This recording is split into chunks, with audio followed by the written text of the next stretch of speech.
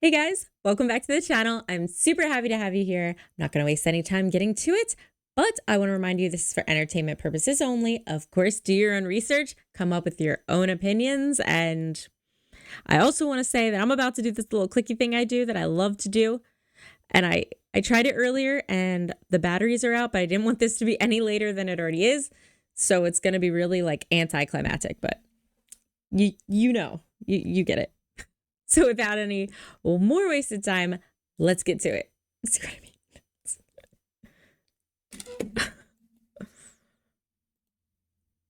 mean? Yes. Are there any other secret societies other than Illuminati that maybe don't get as much press? Yeah, but they're evil and I don't fuck with them. Okay, so the Illuminati is not evil. They don't do like blood sacrifices. See, the problem is when there's people in control of anything, they get greedy, egos, so they ruin things and they make it evil. Mm-hmm. Care to elaborate? No. Okay, fair enough. Yeah. And is the Illuminati like celebrity based, or are there politicians also involved with that? Money-based. It's just money based. Mm-hmm. And then the celebrities are used as a vessel. Okay. Yeah. All right. How much money? Vessel. How much money does someone have to make to be in? Or what you're willing to do to not be broke anymore. What does that mean? Dun, dun, dun. Yeah. You speak in riddles. Like you give me just enough where I'm like, I don't know. You have to so I don't get my plane bombed or killed later, you know? I didn't hear any riddles there. Did you guys? I think we all know exactly what Jeffree Starr is saying. I understand the need to be careful when saying things. I believe there's lots more going on than just the Illuminati. Yeah. And I definitely agree with that. It's not necessarily about money. It's about the people that are the most malleable, the people that they can mold into what they want, representing what they want us to follow. Like these false idols of Hollywood.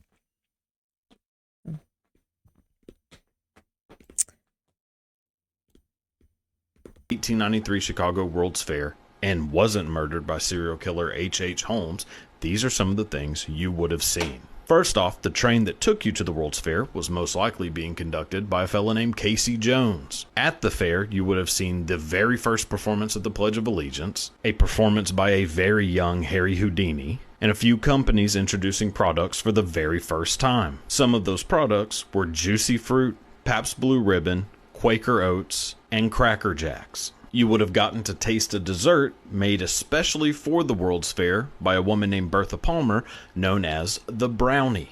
You would have seen an exhibit by George Washington Carver, and you would have seen Nancy Green making pancakes and telling stories as her character Aunt Jemima. Lastly, you would have gotten to ride a carnival ride designed especially for the fair, a 264-foot wheel designed by a guy named George Ferris.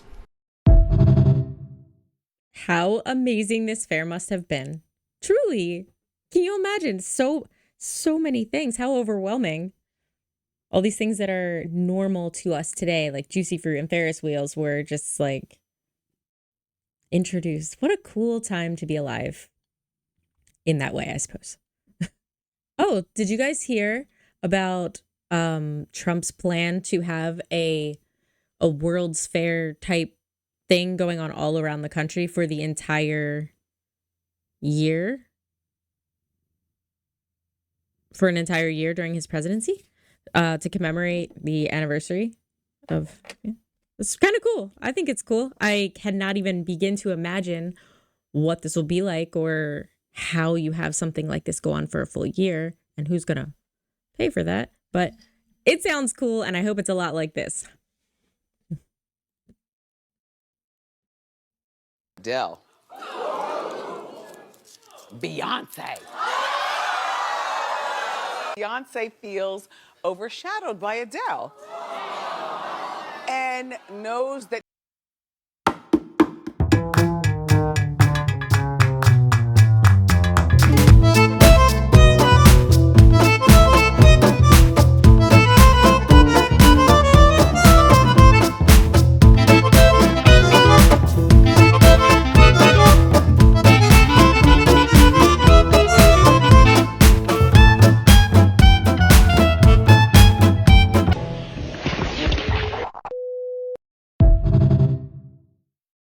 What do you think about Wendy Williams and everything that happened to her?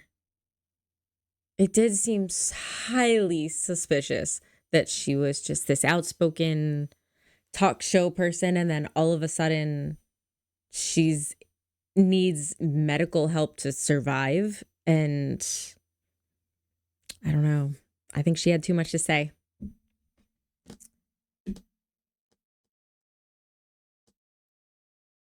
At least in certain people's opinions. If you only knew, if you joined the 3%, here's my advice to you today. Walk away from the 97%. Don't talk like they talk. Don't act like they act. Don't go where they go. Don't specialize in what they specialize in. Throw away the blame list they cling to. Start you a new life. Let's teach our kids the simple ways to transform their health, number 1. Their economics, number 2. Their ability to communicate, number 3. Their life and treasure and lifestyle, number 4. Spirituality, number 5. And the list goes on and on. That encourages to do the next one, to do the next one, to do the next one. First thing you know, this whole scenario for you is spinning up instead of out of control on the negative side. This is all you got to do. It's as simple as this. It's as simple as a start, committing yourself to life change. And once you start down this road, I promise you, you'll join the 10% and the 3%.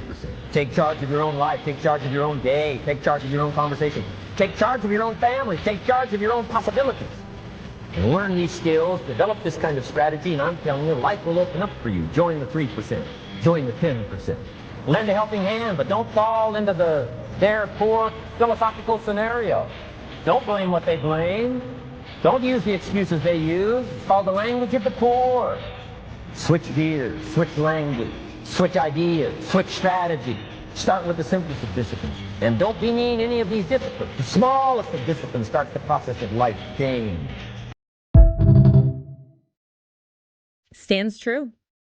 I think it's great advice. I think it makes perfect sense. This is a conversation I've had with people often that, I mean, you can't have different results if you keep doing the same thing. I hate to say it and I hate to be blunt about it, but if you want your life to change, you're the one that has to go do that. You have to make changes. My personal belief is that you need to figure out what's going to make you happy, have that long-term goal, and then just have stepping stones that, okay, how are you going to get there? You need to break it down into doable, actionable things every single day and be working towards it.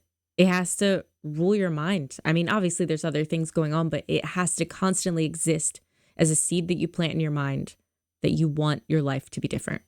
And that's the only time that it will be. If you make it different, and you can. Hey guys, just a quick reminder that I make these videos every single day, Monday through Sunday. And I just want to say thank you to everybody who has subscribed. If you haven't already and you're enjoying the content, please feel free to go ahead and do so that you can be the first to know when new videos come up. Like I said, I make them pretty much every day unless otherwise noted.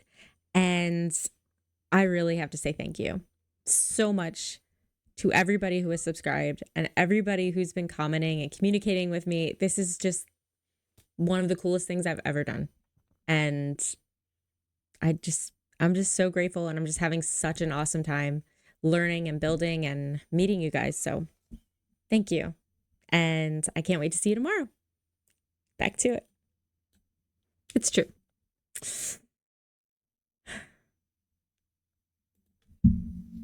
Person. Life is a simulation, and a legitimate professor has proved it. James Gates, a theoretical physicist at MIT with 2 bachelor degrees and a PhD, found literal computer code embedded in the most fundamental building blocks of reality called strings. Now, string theory is a tough one, but I'm gonna break it down for you in a way that an 11-year-old would understand. So if you don't get this, hey, go back to grade 5, bruh. I don't believe with this part of it. No shame for anybody who doesn't get anything. These videos go really fast. So I just thought this was a pretty cool way, helpful intro to string theory if anybody is interested. Alright, so we got my boy Einstein's theory of general relativity, which is basically just a theory of everything big, planets, gravity, the universe, all the way back to the Big Bang. Then we got the new kid in town, quantum physics. This is the theory of everything small, like particles, atoms, and molecules, where the general laws of physics like gravity don't apply anymore. The same is true the other way around. Quantum laws don't apply to regular-sized physics. So we got general relativity, everything big, and quantum physics, everything small. Like, yo, dig. But both of these realms have the same parent, the Big Bang, at which point everything that is now big used to be small. If the small can become big, then quantum and general relativity need some sort of theory that can unify them. That is string theory. What happens to the big when it's small? What happens when you zoom into an atom? You see protons and neutrons in the center with electrons all around it. Now, what about inside a neutron? Even smaller particles called quarks. So how deep does the scale go? Conventional science will tell you there's nothing inside these quarks. But string theory suggests there's a tiny filament or a string of pure energy that exists inside of them. And just like the string of a guitar vibrates and creates different sound based on its shape and tension, the strings in string theory vibrate. But instead of sound, they produce matter in the form of particles. This completely... I believe if you look at I don't know who this is, I'm sorry. Oh, Conspiracy Go. I think there's a longer video where he goes into more depth. I'm sorry, I thought this was that. But either way, this, I mean, it kind of at least gets you in the neighborhood of what string theory is. It's pretty amazing. It's like every level you go in further and in further, there's always something. And that really has to make you believe like that goes the opposite way. So further outside of us, we are inside something, and then that's inside something, and then that's inside something. And that was my cat. And we can't just think that we are the almighty being of the universe, because it's just simply not true. Sammy Davis and that kind of shit. Sammy told me he worshiped the devil.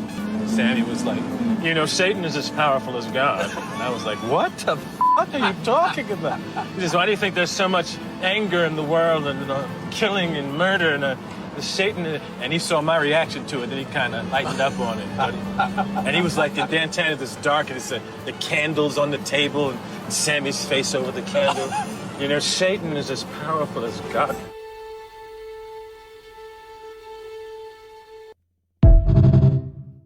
Anton Lavey, he's right there with, who I believe is the founder of the Church of Satan. So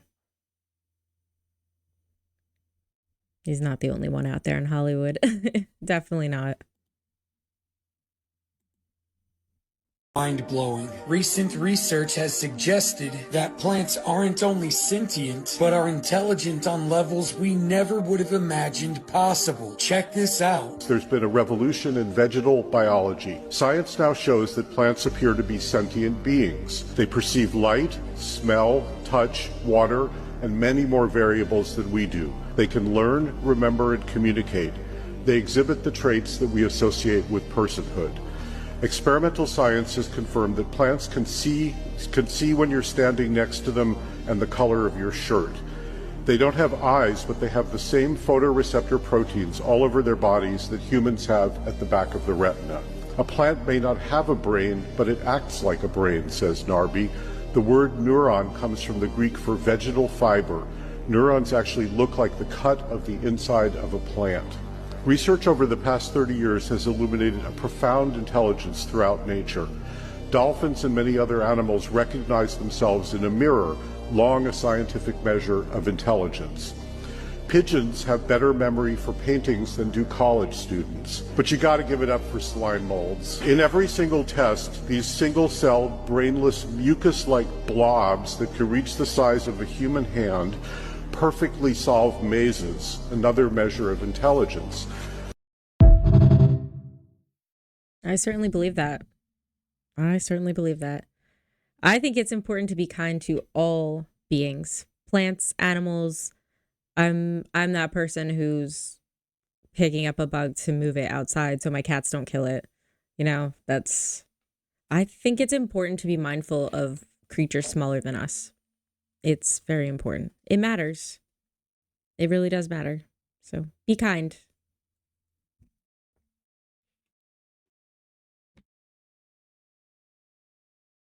tie doesn't want you to know. When you use a zip tie to hold something together, instead of cutting each individual one, you can take a pair of pliers like this and just squeeze onto the end of it and then give it a pull and it'll come back apart again, so that you can actually reuse zip ties. Kind of like the rope in The Lord of the Rings that's given to Samwise Gamgee by the Lady Galadriel as he and the Fellowship are leaving Lothlorien. That's made of hithlane, which is a fiber made from the Malorn trees that are found in Lothlorien, that he would take with him after he and Frodo broke from the Fellowship at the Lake of Nin Hithoel and rode across to begin their desperate scramble across the barren wasteland known as the Immin Mule, and help them traverse that landscape until they would later use that rope in the taming of Smeagol so that he could become their guide and help them across the Dead Marshes to the very Black Gate of Mordor itself.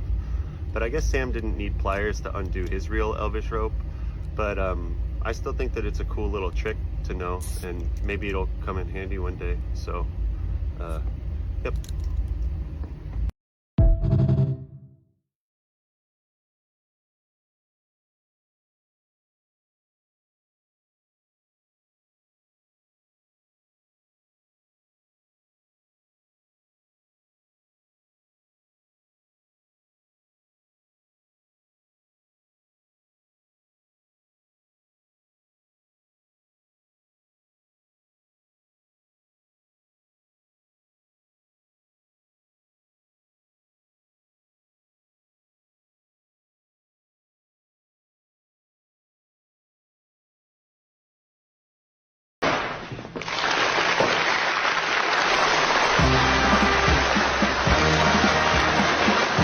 Cameras you see before you are color cameras.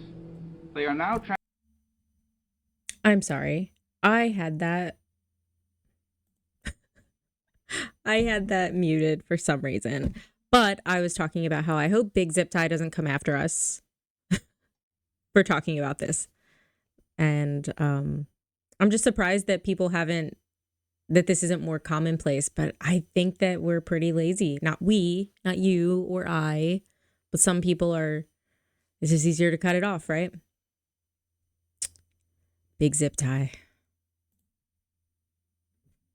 All right, back to it. transmitting a black and white picture. By pressing this button, which I now do, the cameras are transmitting a live color picture.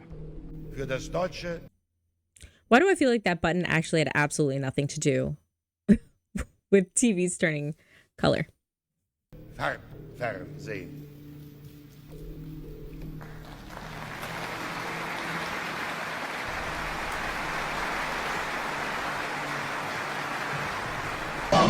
Hey, Jack!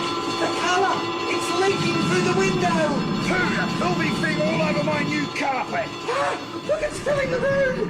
How are we going to breathe? Quick out for the Wollongong air! I'll try and hold it down. There it is. Hey, look at me! I'm in colour! Come on in, it's lovely! I can't hold it on very long. Here it goes, Harper! Oh, what a beautiful room!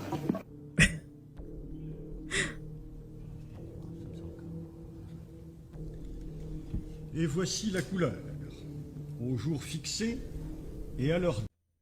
That is a different vibe.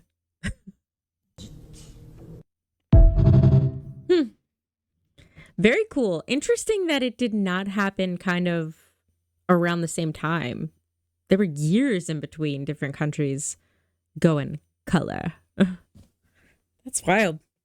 I just thought that's interesting. And I also think these things, although, yeah, we didn't really learn anything except for that not everybody went to color TV at the same time. But I just think it's important to have these clips as many places around the world or saved onto our computers and things like that as possible, because if you'll notice, things seem to be going missing or changed or never having existed. So I just think it's important to share this so we all saw it together. Hour you make 3 bags of potato chips an hour, but you can make 3 bags of Lay's with 1.5 potatoes apparently. So in reality, if you're making $20 an hour, you're only making the equivalent of 2 potatoes an hour. So I don't know if I believe that with 1.5 potatoes, you can make 3 bags of Lay's, even those little ones. That does not equate to me. I don't even know if I believe that part of it, let alone equating our paychecks to potatoes. What do you think?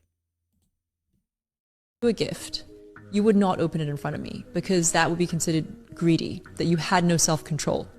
You would even put it aside. You wouldn't make a fuss of it. You'd wait till I leave and then you'd open it. But in America, if I give you a gift and you did that, that would be very rude. You'd be showing no respect. Yeah. In America, if I gave you a gift, you would open it in front of me, make a big fuss of it, talk about how much you love it. Right? Very true. And so these things are contextual. What's the history of shaking hands? It was to show that I don't have a gun in my hand. Right. Basically. When sort of clinking glasses, where did that tradition come from? It was to show that the host, when they invited guests to their home, didn't poison your alcohol. Because when we clink glasses, I don't know if you've been to Oktoberfest and seen how Germans do it, right? You're supposed to really do it so that your wine or your beer spills into the other person's cup. God, I didn't know that. And I did not know that right. at all. And now, of course, we don't do that. We just do a polite, maybe we raise, maybe we clink. But back then it was like a full on, my drink is intermingled with your drink. And that shows that I'm not poisoning you. That's sweet. But interesting to know. Interesting. Did anybody else know about I can picture like Gaston in Beauty and the Beast when he and it goes everywhere. That's what I imagine when I heard this. Very interesting. What kind of cultural, anybody out there from anywhere else, what's the gift giving kind of etiquette? Is it you open in front of the person, you save it for later? What's the appropriate reaction?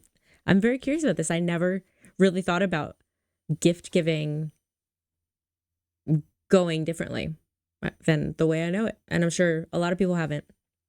So interesting. This is an awesome clip that I found. It's going to be the last one for this video.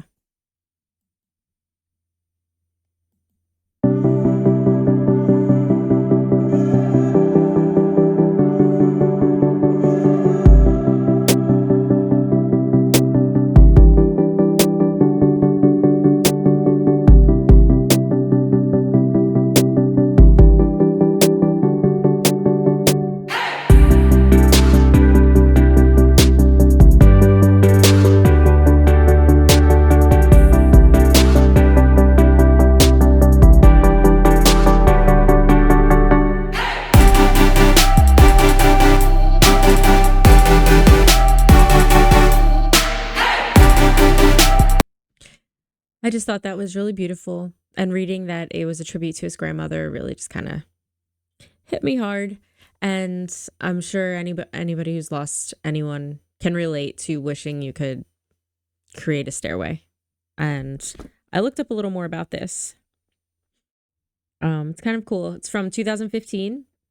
A Chinese artist whose name I'm not going to butcher here, and pyrotechnic experts created a breathtaking 1,650-foot stairway to heaven with fireworks to honor his grandmother's memory. Since then, it's received its own 2016 documentary, which is on Netflix. I do not know the name of it, but if I can find it, I will watch it because that's pretty cool. And also, I wonder what the documentary is about. Probably just the design of it and putting it together. But I think that's beautiful. I think it's really beautiful. So that's all for today. I hope you guys enjoyed these clips. Sorry for my little sound thing. That's probably what I did the other day when it was silent for a second. So my bad. But thank you for sticking with me through it. I hope you have learned something or your interest has been engaged in something you hadn't thought before. Stay curious and have a beautiful day. And just in case anybody didn't tell you this today, I want you to hear you're awesome. You are. And I appreciate you.